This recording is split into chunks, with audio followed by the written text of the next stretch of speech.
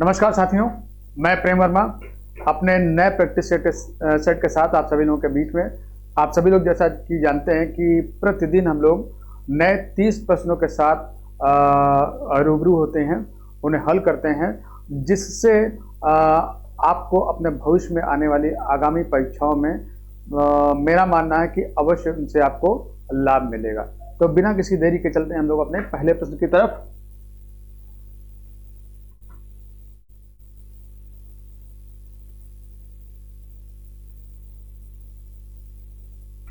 पहला प्रश्न है साथियों पॉलिटी से। तो देखते हैं पहला प्रश्न। मूल अधिकार मूल कहलाते हैं क्योंकि वे हैं, 4 ऑप्शन आपके सामने हैं। न्यायालयों के द्वारा प्रवर्तनीय हैं, संयुक्त राष्ट्र मानवाधिकार घोषणा पत्र के अनुरूप हैं, सरलता से संशोधित नहीं है, या मानव विकास के लिए आवश्यक हैं। तो इसका सही आंसर क्या होगा? मानव विकास के लिए आवश्यक है।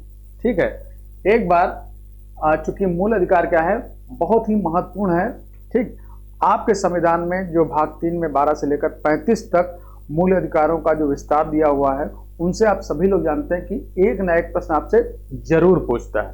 ठीक है, आपके जीवन के लिए तो परम आवश्यक ही है कि आप मानवीय गरिमा के साथ जिएं। इसके इतिहास से भी आपसे प्रश्न पूछा जाता है। अगर आपसे पूछ ले कि जो मूल अधिकार हैं, ठीक है जी, इनका विकास कहाँ से माना जाता है, तो मूल अधिकारों का विकास मूल रूप से 1215 में ब्रिटिश के सम्राट जॉन द्वारा जो मैग्ना कार्टा वहाँ के जो है निवासियों को दिया गया था, वहीं से माना जाता है।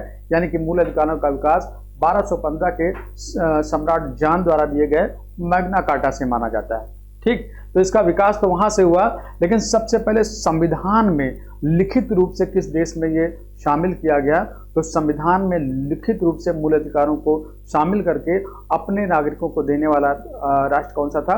अमेरिका था। उसने पहली दफा लिखित रूप में संविधान को मूल अधिकारों को अपने संविधान में शामिल किया। और हमने जो अपने संविधान में मूल अधिकारों को शामिल किया है दोस्तों, बच्चों, वो कहाँ से शामिल किया है? इसी अमेरिका से, है ना। हमारे संविधान में जो मूल अधिकार रखे गए हैं वो अमेरिका के संविधान की विशेषताएं हैं। हमने अपने संविधान में वहीं से इसे लेकर डाला है। ठीक, दुनिया में पहली बार अगर प्रश्न कभी पूछ ले लिखित संविधान कहाँ का है, तो लिखित संविधान भी अमेरिका का ही है। लिखित संविधान कहाँ का है? अमेरिका का है।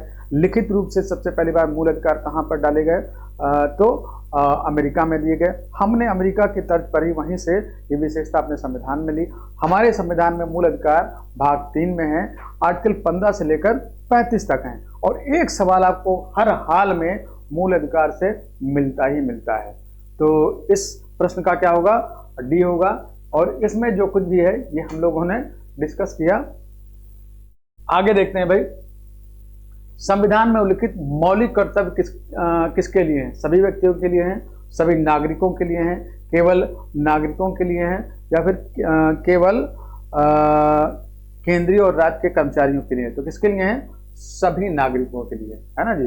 पिछले प्रश्न में जैसा कि हम लोगों ने उसे डिस्कस तो कर लिया, मैं उससे क्या है कि थोड़ा आपको लिखाता भी हूँ, ताकि जो है अगर आप पेन और अपना नोट पैड लेकर कोई भी नोटबुक लेकर बैठे तो उस पर नोट भी कर ले। पिछले प्रश्न में हम लोगों ने बस खाली ओरली डिस्कस कर लिया, तो यहाँ मैं आपको कुछ बताता हूँ भाई। सभी नागरिकों के लिए है, क्योंकि जैसे आपके मौलिक अधिकार से बहुत सारे प्रश्न पूछे जाते हैं, उसी तरीके से मौलिक कर्तव्य से भी बहुत सारे प्रश्न पूछे जाते हैं। तो यहाँ पर डायरेक्ट आंसर क्या है? सभी नागरिकों के लिए है। और इससे क्या क्या पूछा जा सकता है?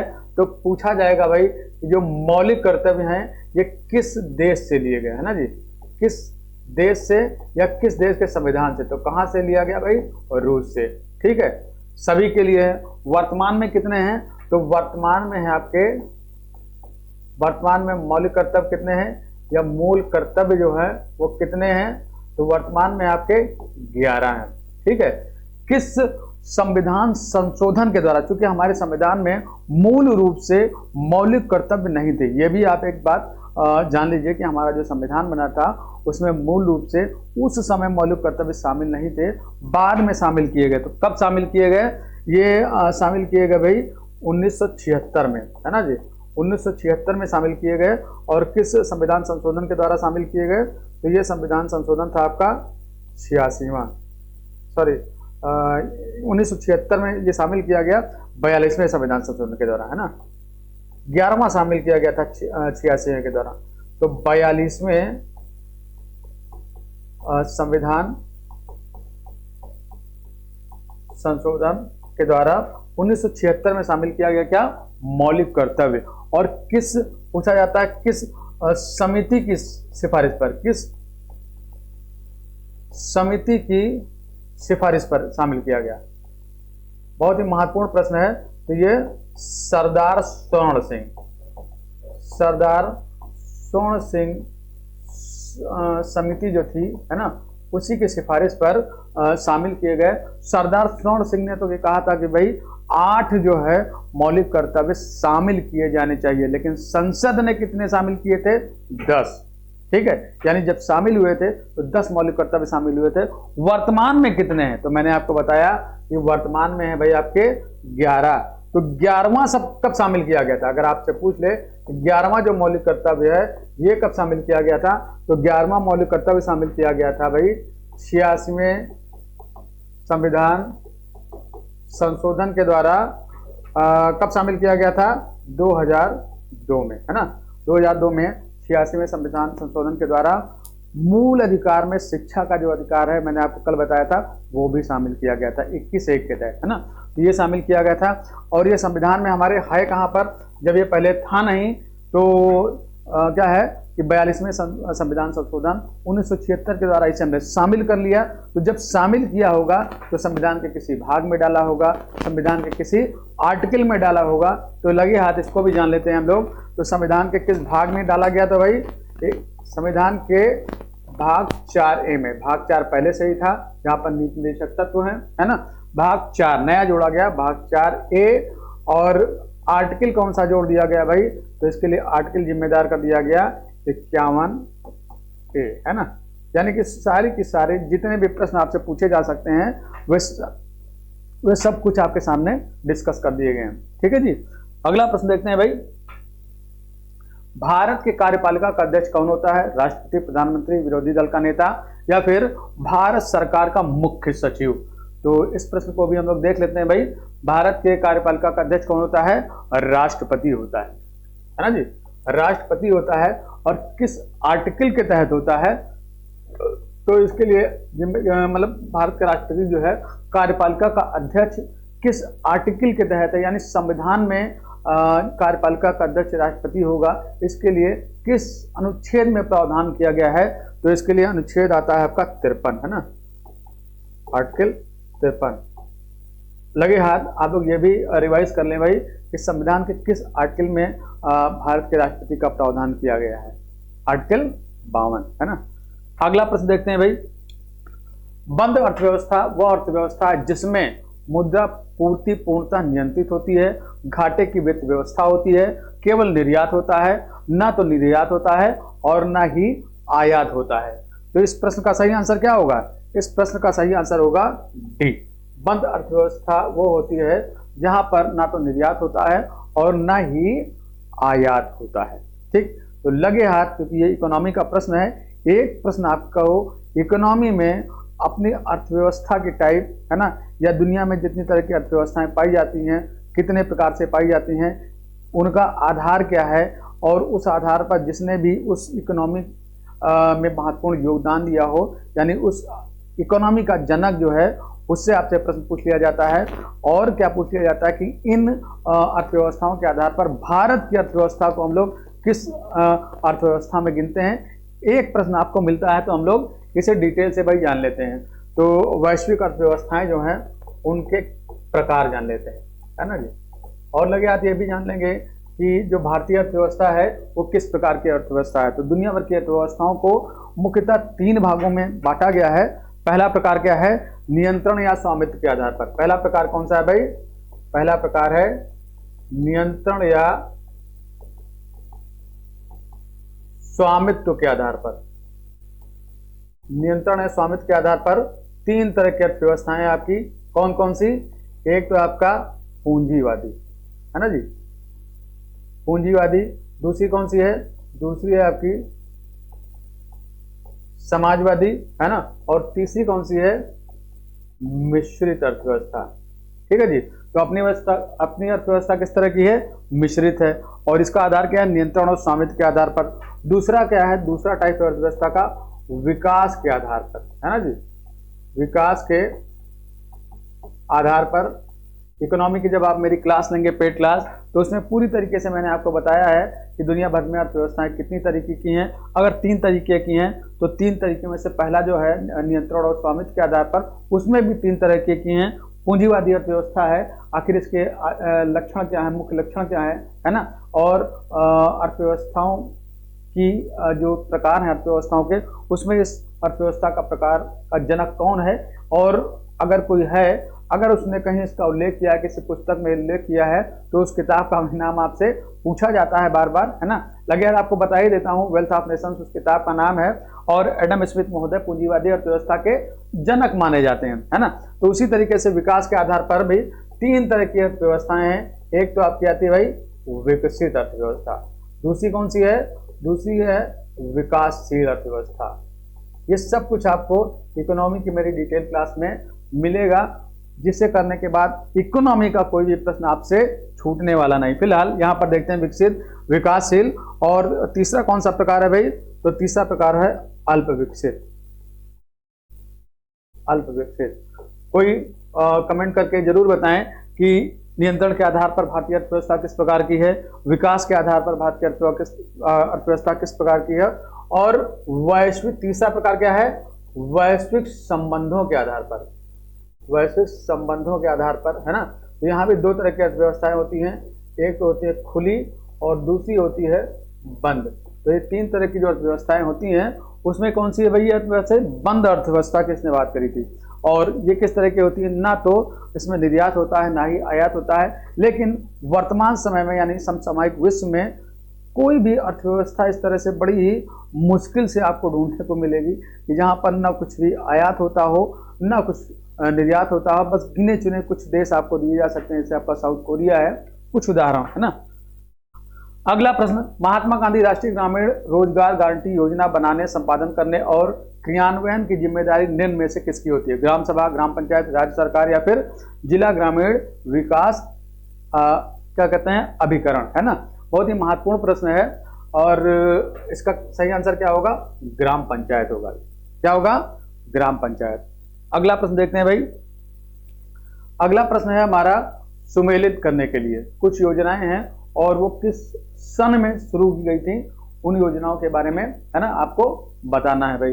तो प्रौढ़ शिक्षा कार्यक्रम, ग्रामीण आवासीय कार्यक्रम, 20 सूत्रीय कार्यक्रम, मरुस्थल विकास कार्यक्रम, और उनके वर्ष दिए हुए हैं। तो प्रौढ़ शिक्षा कार्यक्रम कब शुरू किया गया था भाई? प्रौढ़ शिक्षा कार्यक्रम शुरू किया गया था 1978 में, है ना। मजेदार बात यह है कि संभवतः ये भी 2 अक्टूबर को ही शुरू किया गया था। जैसे हम लोगों ने कल एक प्रश्न डिस्कस किया था, ये हमारे यहाँ ये कौन सा प्रश्न था भाई, मैं इस समय भूल रहा हूँ, 1959 में, है ना, नागौर में 2 अक्टूबर नागौर को राजस्थान में शुरू किया गया था। ठीक। फिर देखिए ग्रामीण आवासीय कार्यक्रम, इसकी शुरुआत कब हुई थी? ग्रामीण आवासीय कार्यक्रम की शुरुआत हुई थी 1957 में, पंचायती राज व्यवस्था के संदर्भ में वो प्रश्न था, है ना। देखिए 20 सूत्रीय कार्यक्रम हम लोग के यहाँ कब शुरू किया गया था? तो 20 सूत्रीय कार्यक्रम हमारे यहाँ शुरू किया गया था 1975 में। और मरुस्थल विकास कार्यक्रम कब शुरू किया गया था? एक ही अब सन बच रहा है, 1977 में इसे हम लोग सम्मिलित करेंगे। तो देखते हैं कौन सा ऑप्शन बचता है। ए में 4, ए में 4 कहाँ पर है? डी में, है ना। फिर ग्रामीण विकास कार्यक्रम, सॉरी ग्रामीण आवासीय कार्यक्रम बी में 1, ये होगा, सी में 2 होगा, और डी में होगा भाई 3, है ना। तो ऑप्शन नंबर डी आपका बिल्कुल सही होगा। अब अगला प्रश्न देखते हैं। भारतीय संविधान के प्रस्तावना में वर्णित लोकतंत्र को किस रूप में स्वीकारा गया है? राजनीतिक लोकतंत्र, है ना, राजनीतिक राजतंत्र, या फिर आर्थिक लोकतंत्र, या फिर सामाजिक राजतंत्र, है ना। ये सभी क्या है भाई? लोकतंत्र। लोकतंत्र की यहाँ पर बात हो रही है ना। अच्छा, यहाँ पर जो है ऑप्शन क्या दिए हुए हैं? राजनीतिक राजतंत्र, है ना, आर्थिक लोकतंत्र, सामाजिक राजतंत्र, या फिर उपर्युक्त सभी। तो किस रूप में स्वीकार किया गया है? यहाँ पर क्या दिया हुआ है? राजनीतिक राजतंत्र। अगर राजनीतिक लोकतंत्र होता, यहाँ पर सामाजिक लोकतंत्र होता तो ये ऑप्शन सही हो सकता था, उपयुक्त सभी, क्योंकि हमारे जो संविधान में है वो राजनीतिक लोकतंत्र भी है ना, आर्थिक लोकतंत्र भी है और सामाजिक लोकतंत्र भी है। क्योंकि अगर इसकी सत्यता की जांच करनी हो तो हमारे संविधान के जो निर्माता हैं डॉक्टर भीमराव अंबेडकर जी, उनका एक बहुत ही फेमस स्टेटमेंट है कि तब तक जो है राजनीतिक लोकतंत्र भारत में नहीं लाया जा सकता है जब तक कि सामाजिक लोकतंत्र की स्थापना न हो जाए। यानी कि क्या है कि सामाजिक लोकतंत्र भी होना चाहिए, आर्थिक लोकतंत्र भी होना चाहिए और राजनीतिक लोकतंत्र भी होना चाहिए, जिसमें से क्या है हमारे संविधान में बहुत सारे ऐसे अधिकार हमारे नागरिकों को दिया गया है जिससे ये इस बात की पुष्टि होती है कि हमारे संविधान में तीनों तरीके के जो क्या कहते हैं कि लोकतंत्र हैं उनको स्थापित किया गया। लेकिन यहाँ पर थोड़ा सा शब्दावली चेंज हो गई है, राजनीतिक राजतंत्र, अपन यहाँ राजतंत्र तो है नहीं, लोकतंत्र है, तो यहाँ पर केवल एक ऑप्शन बी सही होगा, आर्थिक लोकतंत्र, है ना। बहरहाल राजनीतिक लोकतंत्र भी अपने यहाँ है, सामाजिक लोकतंत्र भी यहाँ है। राजनीतिक लोकतंत्र के जो है लक्षण क्या है अपने यहाँ, तो राजनीतिक लोकतंत्र के लक्षण में ये है कि वयस्क मताधिकार है अपने यहाँ, प्रतिनिधिमूलक सरकार आपकी है ना, और क्या है कानून का शासन अपने यहाँ है। और सामाजिक अगर लोकतंत्र की बात करें तो सामाजिक में क्या है, समानता का अधिकार है, सामाजिक न्याय की बात अपने यहाँ संविधान में की गई है, और क्या है कि बंधुत्व की बात की गई है। लेकिन यहाँ पर जो शब्दावली है उसको चेंज कर दिया, तो इसमें हमको एक ही लोकतंत्र मिल रहा है आर्थिक, तो इसी पे लगाना पड़ेगा। अगला प्रश्न देखते हैं भाई। अगला प्रश्न क्या है, इसे भी सुमेलित करना है हमें, है ना।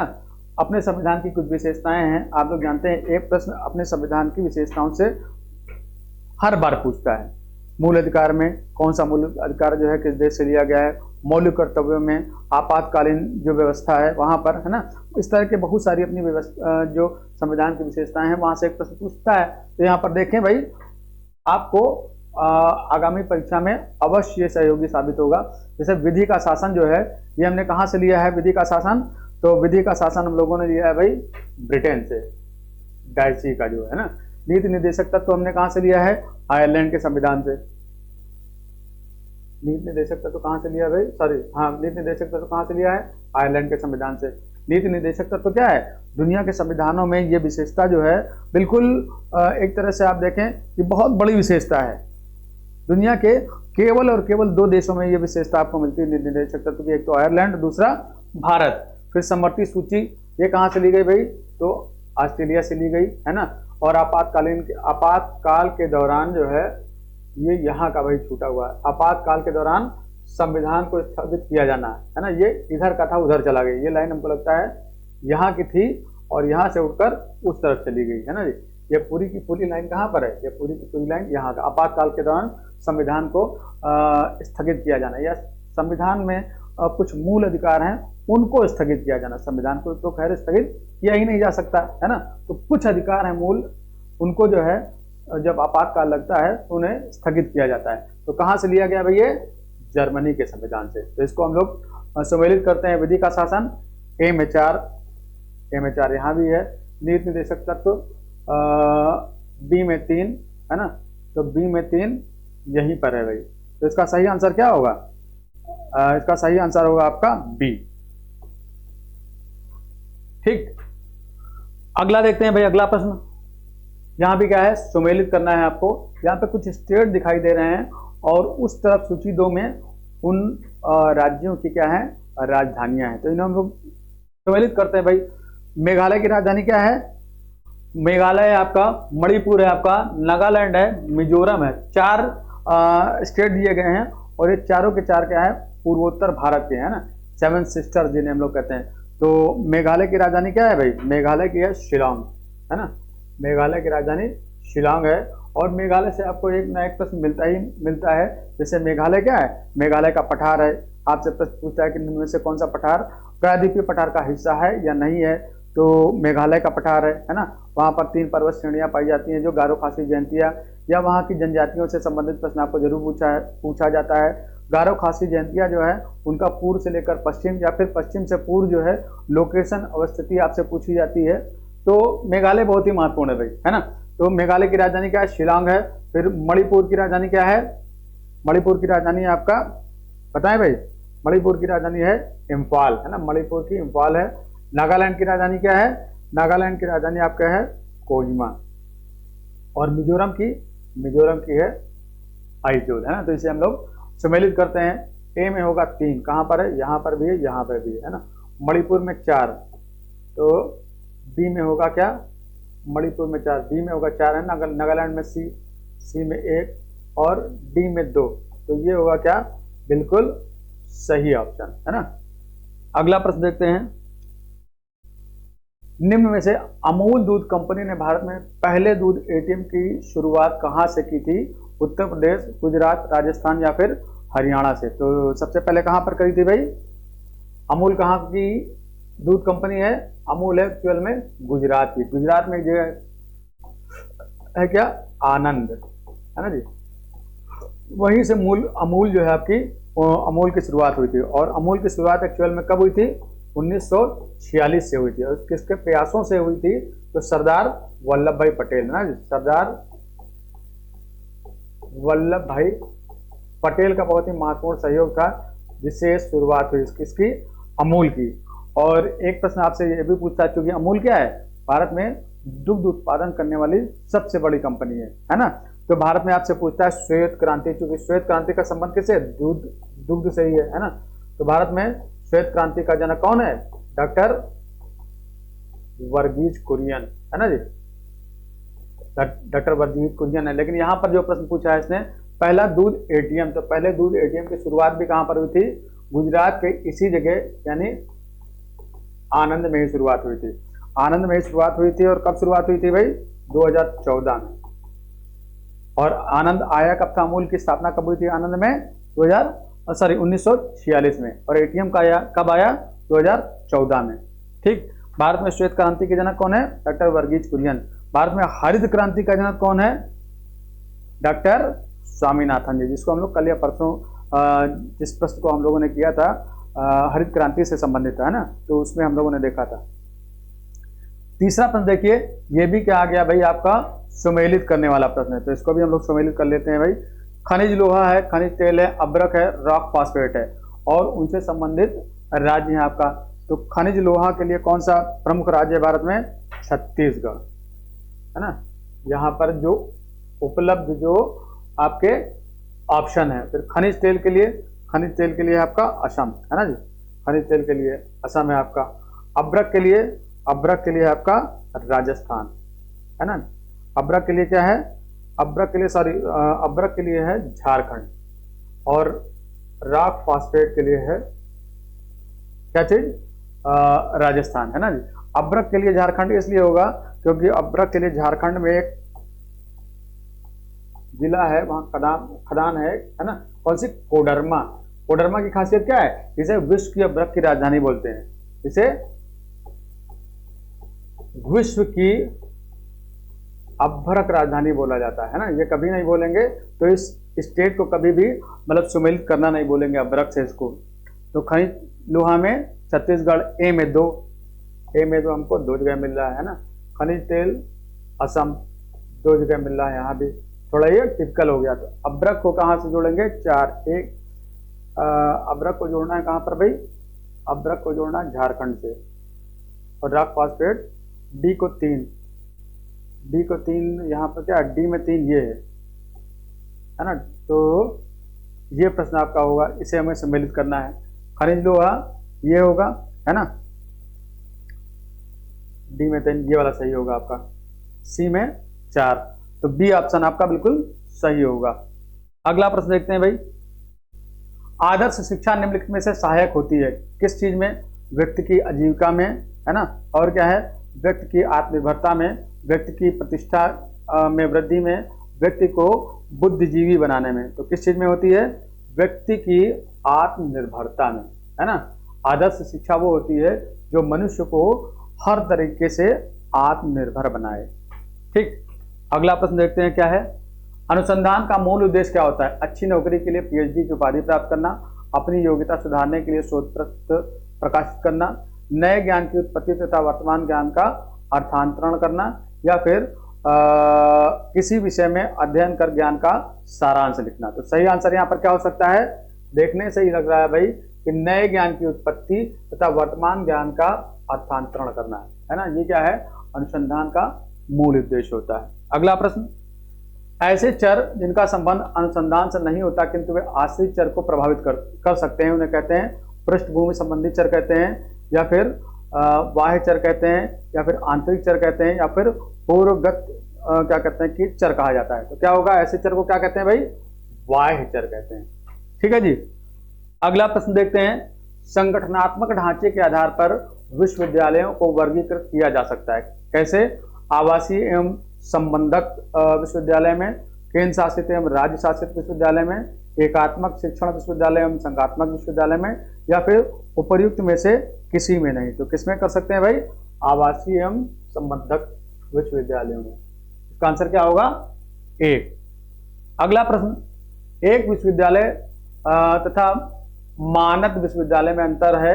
ये पूर्ववर्ती के आकार में क्या होता है, आकार में बृहद होता है, या फिर पूर्ववर्ती की स्थापना वैधानिक एक्ट के द्वारा की जाती है, या फिर पूर्ववर्ती की स्थापना केंद्रीय सरकार के द्वारा की जा सकती है, या केवल संबंधित कॉलेज की देखभाल करती है। 12वें का सही आंसर क्या होगा, डी, केवल संबंधित कॉलेज की देखभाल करती है ना।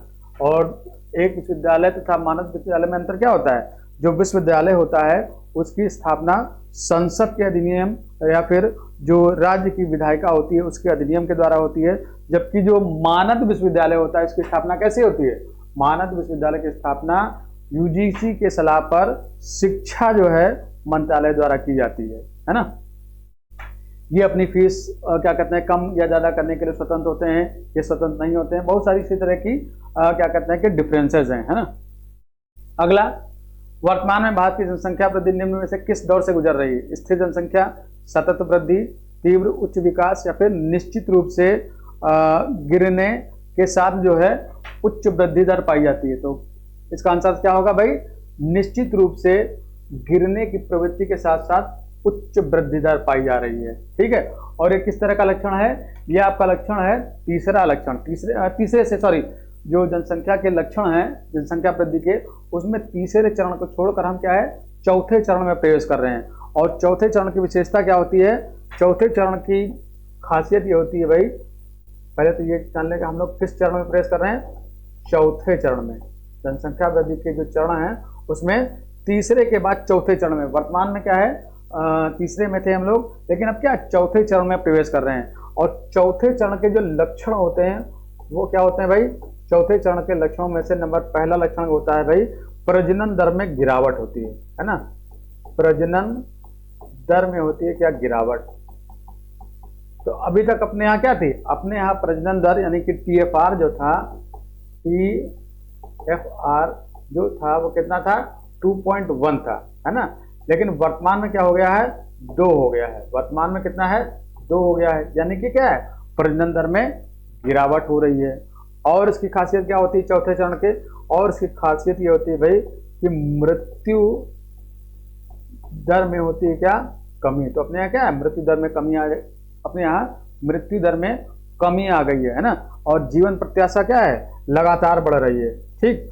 और तीसरा लक्षण क्या होता है, और लक्षण होता है जनसांख्यिकी लाभ, है ना।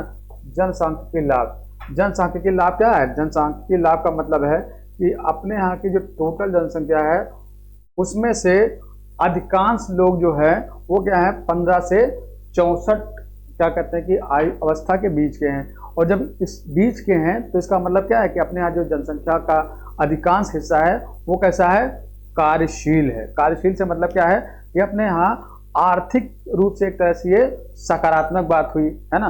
और चौथी खासियत क्या है कि दशकीय वृद्धि दर में क्या है, दशकीय वृद्धि दर। तो दशकीय वृद्धि दर में क्या है, दशकीय वृद्धि दर, दशकीय वृद्धि दर में क्या है कि लगातार गिरावट हो रही है ना, लगातार गिरावट हो रही है। जैसे अब क्या है, लगातार गिरावट हो रही है। जैसे 1% जो है, जैसे आजकल क्या है, आजकल जो दशकीय वृद्धि दर है वो 1% की दर से है ना। यानी कि दशकीय वृद्धि दर जो पहले बहुत ज्यादा हुआ करती थी वो अब लगभग 1% की दशकीय वृद्धि दर के हिसाब से अपनी जनसंख्या बढ़ रही है ना। तो अगला प्रश्न देखते हैं, यहां भी क्या है, सुमेलित करना हमको। ठीक, कुछ लक्षण दिए हुए हैं और उनसे संबंधित राज्य दिए हुए हैं। जैसे सर्वाधिक जो आपका नगरीकृत राज्य है वो कौन सा है भारत का सर्वाधिक नगरीकृत राज्य आपका गोवा। सबसे अधिक नगरीय जनसंख्या वाला राज्य कौन सा है? तो सबसे अधिक नगरीय जनसंख्या वाला राज्य है आपका महाराष्ट्र। अधिकतम जनघनत्व वाली जनसंख्या का प्रदेश कौन सा है? अत्यधिक जनघनत्व वाली जनसंख्या का प्रदेश आपका दिल्ली। और न्यूनतम जनघनत्व वाली जनसंख्या का प्रदेश कौन सा है? अरुणाचल प्रदेश। यानी कि जनसंख्या के आधार पर यह क्या कहते हैं लक्षणों के आधार पर सुमेलित करना है। और आपको मालूम होना चाहिए कि आपकी परीक्षा कोई भी हो, आपको जनसंख्या से ठीक ठाक प्रश्न पूछे जाते हैं। कुछ तो आपको बहुत ही सरल पूछे जाते हैं, बिल्कुल डेटा है ना, जनघनत्व कितना है, लिंगानुपात कितना है, सबसे ज्यादा शिक्षा, सबसे कम शिक्षा, और कुछ जो है थोड़ा गहराई में जाकर प्रश्न पूछता है, लेकिन पूछता जरूर है। तो ये भी क्या है, जनसंख्या पर बेस्ड आपका प्रश्न है। इसको हम लोग सुमेलित करते हैं भाई। ए में है 4, ए में 4 कहाँ पर है? 2 में आपको मिल रहा है, ए में 4 है ना। और बी में क्या है? बी में है 3, तो यहाँ पर बी में भी 3 है ना। और इसके बाद सी में क्या है? सी में है 1। अब देखिए सी में कहाँ पर है? यहाँ पर, यानी कि ये छूट गया। तो यहाँ पर आंसर क्या होगा? डी। अगला प्रश्न देखते हैं भाई। समुद्र के किनारे की वनस्पति कहलाती है, समुद्र के किनारे जो वनस्पति होती है वो क्या कहलाती है? लवणोद्भिद, है ना। जलोद्भिद होती है, समोद्भिद होती है, मरुद्भिद होती है, क्या होती है? तो समुद्र के किनारे जो वनस्पति होती है उसे क्या कहते हैं? लवणोद्भिद कहा जाता है ना जी। अगला प्रश्न, दलदली क्षेत्र में उगने वाले पौधों को क्या कहा जाता है? हाइड्रोफाइट, एपिफाफाइट, है ना, या फिर जेरोफाइट, या फिर हेलोफाइट कहा जाता है। तो क्या होगा भाई? हेलोफाइट कहा जाता है। एक प्रश्न आपका इस तरह का भी आता है, हेलोफाइट। फिर पत्थर पे उगने वाले जो पौधे हैं वो क्या कहते हैं? हाइड्रोफाइट, लिथोफाइट, जेरोफाइट, या फिर टेलोफाइट। तो क्या कहा जाता है? लिथोफाइट, है ना जी, लिथोफाइट कहा जाता है।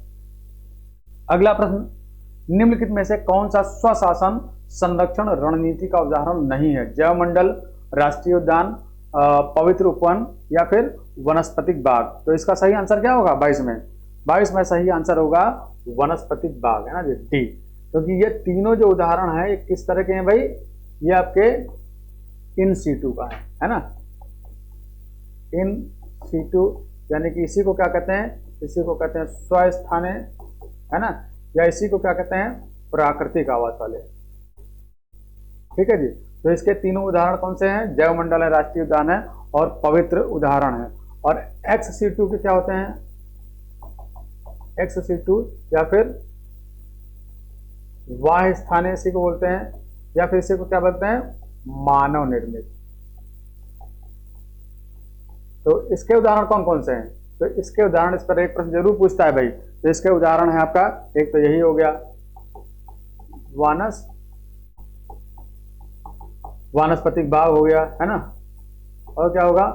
जूलॉजिकल गार्डन हो गया, है ना, और क्या हो गया?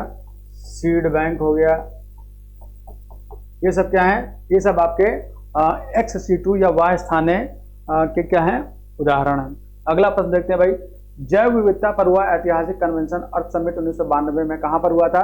Rio de Janeiro, London, Paris, या फिर मॉस्को में। तो कहां पर हुआ था? रियो डी जेनेरो में, है ना। ये कहां का शहर है? रियो, ये आपका ब्राजील का शहर है। अगला देखते हैं भाई। स्वतंत्र भारत के राष्ट्रीय ध्वज का डिजाइन निम्नलिखित में से किसने बनाया था? महात्मा गांधी ने, बंकिम चंद्र चटर्जी ने, रविन्द्रनाथ टैगोर ने, या फिर पिंगाली वेंकैया ने। तो किसने बनाया था भाई? पिंगाली वेंकैया ने बनाया था, है ना जी। पिंगाली वेंकैया जो थे, राष्ट्र ध्वज का पहला डिजाइन उन्होंने बनाया था। और किसे समर्पित किया था? सबसे पहली बार इन्होंने बनाया कब था? 1921 में बनाया था, है ना। शुरुआती डिजाइन इन्होंने 1921 में बनाया था। और किसे सौंपा था? महात्मा गांधी को, है ना जी, महात्मा गांधी को। और इसमें क्या था? लंबाई और चौड़ाई का जो अनुपात था 3:2 था, है ना जी। और कलर कैसे थे? तो कलर सबसे पहले केसरिया, फिर सफेद, और फिर हरा। और जब इन्होंने सौंपा था तो बीच में क्या था? बीच में था आपका ये चरखा, है ना जी। बीच में क्या था? चरखा था। लेकिन जब संविधान सभा में इसे जो है अपनाया, संविधान सभा में कब अपनाया गया? संविधान सभा ने अपनाया, संविधान सभा ने अपनाया, कब अपनाया? प्रश्न कुछ भी पूछा जा सकता है। तो संविधान सभा ने अपनाया कब? 22 जुलाई 47 को, है ना, 22 जुलाई 1947 को। और जिस समय अपनाया गया था उस समय ये सब तो सेम है, लेकिन इसकी जगह क्या है, चरखे की जगह आ गया था भैया आपका चक्र आ गया था, है ना। और इसमें कितनी तीलियां थी, 24 तीलियां थी। ठीक है जी। तो किसने बनाया था, पिंगाली वेंकैया ने। इससे संबंधित जो भी लंबाई चौड़ाई का अनुपात है, सबसे पहले कब सौंपा था उन्होंने, 1921 में महात्मा गांधी को सौंपा था, है ना। और उसमें क्या था, चरखा था, लेकिन बाद में इसे हटाकर चक्र कर दिया गया। भारत का राष्ट्रीय गान क्या है, वंदे मातरम।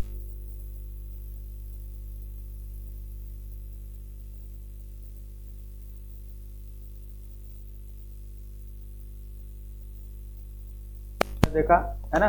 और कल हम लोगों ने क्या झंडा गीत भी देखा था, झंडा विश्व गीत, तिरंगा प्यारा, है ना, इसको भी हम लोगों ने देखा था कल। और अब क्या है, राष्ट्रीय गान है। तो हमारा राष्ट्रीय गान क्या है भाई, हमारा राष्ट्रीय गान है जन गण मन, सभी लोग जानते हैं ना। और इसे किसने लिखा था, जन गण मन को लिखा था रविन्द्रनाथ ठाकुर ने, है ना।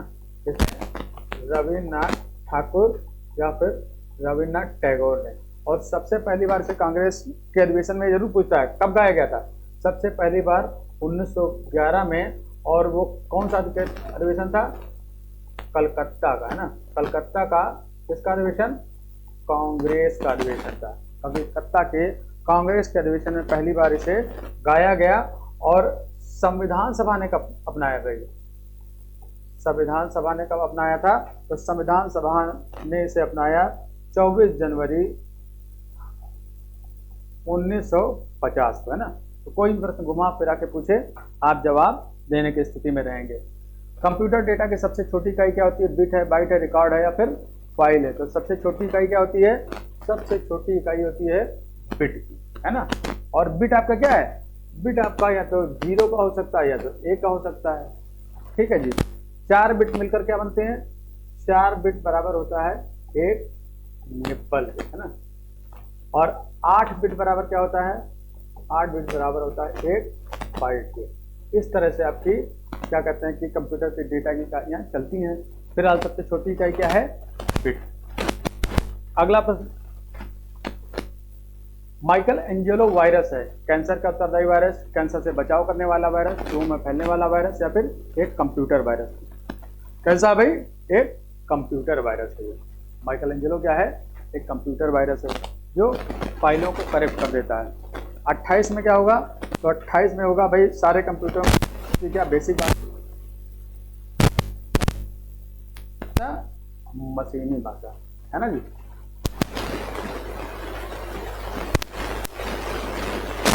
फिर चौथी पीढ़ी का कंप्यूटर है या फिर कंप्यूटर नेटवर्क है या फिर कंप्यूटर।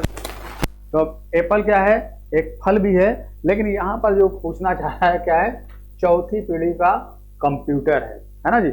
और एप्पल क्या है, एप्पल बहुत ही, जैसे कल हम लोगों ने किसके बारे में देखा था, IBM के बारे में देखा था, इंटरनेशनल बिजनेस मशीन के बारे में। उसी तरीके से एप्पल भी है। एप्पल क्या है, एक बहुराष्ट्रीय कंपनी। कैसी है, बहुराष्ट्रीय कंपनी है। और कैसी कंपनी, टेक्नोलॉजी की, टेक्नोलॉजी की कंपनी है। और किस देश की है, तो USA की है। बहुत बड़ी कंपनी, इतनी बड़ी कंपनी कि पता नहीं कितने देशों की GDP इसमें समा जाए, है ना। तो बहुराष्ट्रीय कंपनी USA की है। और इसके संस्थापक महोदय कौन कौन है, तो इसके संस्थापक कौन है, इसके संस्थापक हैं भाई स्टीव जॉब्स हैं, स्टीव जॉब्स हैं। और कौन है, स्टीव जॉब्स हैं और स्टीव वेजनियाक, है ना। ये नीम करीबी बाबा के यहाँ बहुत आते थे, कौन, स्टीव जॉब्स, है ना। और कौन है, रेनॉल्ड पेन, रेनॉल्ड पेन महोदय। इन सभी ने मिलकर 1976 में एप्पल की स्थापना की थी। और एप्पल